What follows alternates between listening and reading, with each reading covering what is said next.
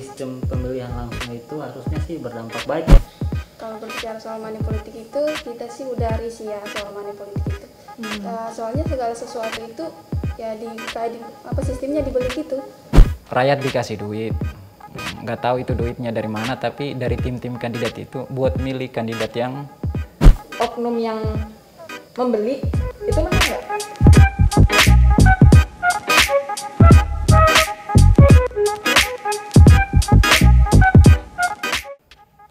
Salam Indonesia.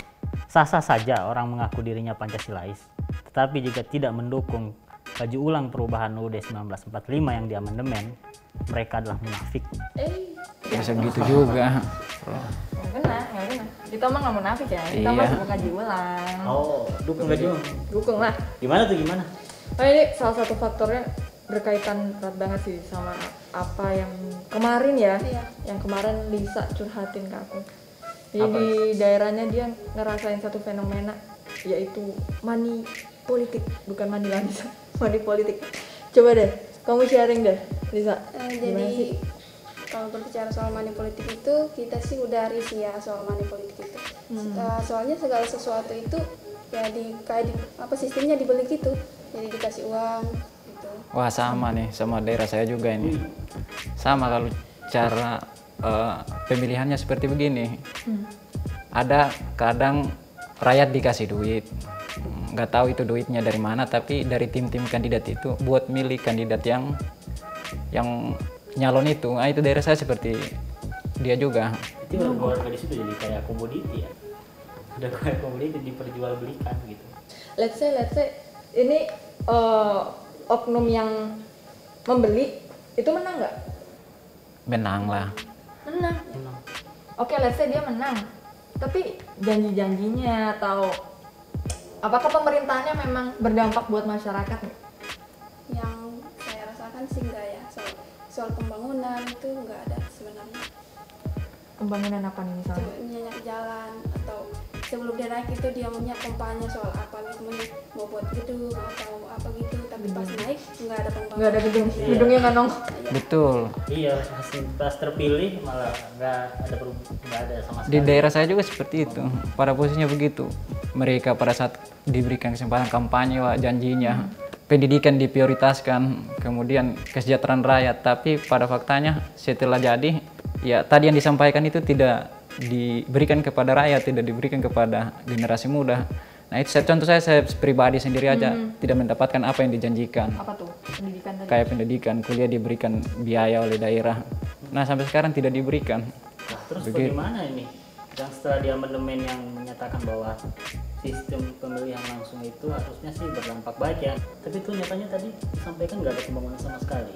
Berarti ini mah kayaknya ini ada oknum ya yang nge-backup ya, yang nge-backup si calon ini. Iya kan ini udah jadi komoditi Iya. kan. Makanya itu jadi saya sendiri melihat bahwa kayaknya kurang apa dipantau oleh penyelenggara pemilu.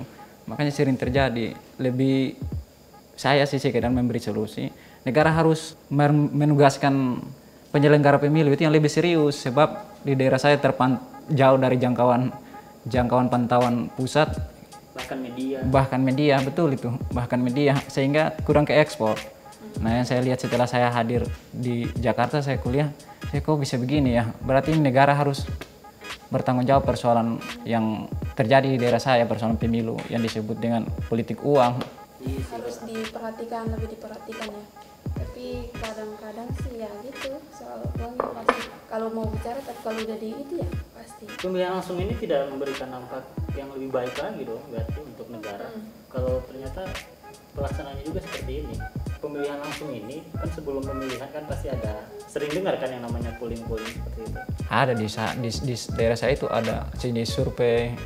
Nah, sudah begitu. Jadi kandidat yang surveinya tinggi itu yang saya lihat, wah kalau pada saat pemilihan itu anggarannya dikasih ke kelompok-kelompok bahkan sampai ke masyarakat buat memenangkan dia. Oh iya sih, emang benar sih, emang saya juga pernah dengar ya terkait itu isu-isu bahwasanya polling itu juga salah satu jadi lahan bisnis lah. Bagaimana hasil Gitu ya. polling itu dijual ke orang-orang ini, investor-investor ini. Kenapa jadi kayak survei produk ya? Ya itu sih sekarang ya, karena kita udah jadiin komoditi gitu. Jadi orang-orang ini yang menyetor atau menginvest ke beberapa orang dengan harapan ada balas budi dari itu di kemudian hari. Kalau begitu yang korban ya warga kita di sana, rakyat kita, hasil benar, bumi makanya, kita. wah, kalau bisa dibilang sih udah apa namanya, implementasian oligarki di negara kita kan. Itu istilahnya oligarki, lupa mau Iya, nyebut. mereka kan hanya sebagian kelompok orang yang menguasai sumber daya tertentu tanpa memedulikan itu tempat atau daerah tersebut Betul. berkembang atau enggak gitu. Miris banget ya, survei justru kita yang dibeli, dijadiin komoditi, udah naik juga peraturan dan sebagainya hanya untuk kepentingan. Benar, itu implementasinya juga ke peraturan. Akhirnya rakyat. peraturan berpihak juga kepada mereka kan. Mungkin dari teman-teman di daerah sendiri itu merasakan bahwasanya peraturan ternyata tidak apa ya namanya, tidak berpihak pada masyarakat. Kalau daerah saya rasakan banyak peraturan yang tidak berpihak kepada rakyat, apalagi tentang hasil bumi kita di sana. Hasil bumi kita yang punya daerah kita, yang kerja rakyat tapi di gajinya nggak segede-gede amat, begitu-begitu aja. Pada intinya kita nggak bisa ya membiarkan sistem dan para oligark ini terus berkuasa ya teman-teman. Ya intinya ya itu, pemilihan langsung itu emang dekat dengan yang namanya oligarki. Karena kan komoditi itu ya, jadi oligarki ini orang-orang berduit ini pada bisa membeli. Terus gimana ya solusinya? Bisa ada pandangan nggak? Ya pemerintah juga harus bersikap tegas ya soal ini. Ya kalau tidak bersikap tegas ya nanti tahun-tahun yang akan datang tetap ini terjadi oligarki tersebut. Ya karena tidak ada penegasan dari pemerintah. Ya mungkin kembali lagi ke Undang-Undang Dasar 1945. Mungkin perlu dikaji lagi persoalan demokrasinya, persoalan pemilihannya, tahap-tahapnya. Oke, kita berarti sepakat ya ini teman-teman. Lagi-lagi jangan keluar, kita memang harus mengkaji ulang. Berarti itu tadi ya yang Iya, itu yang perlu ulang ya. disebut. Nah, iya. Oh itu ya. Kamu nggak munafik, mengkaji ulang. Iya. Enggak dong, kaji ulang. Iya. Ayo makan dulu.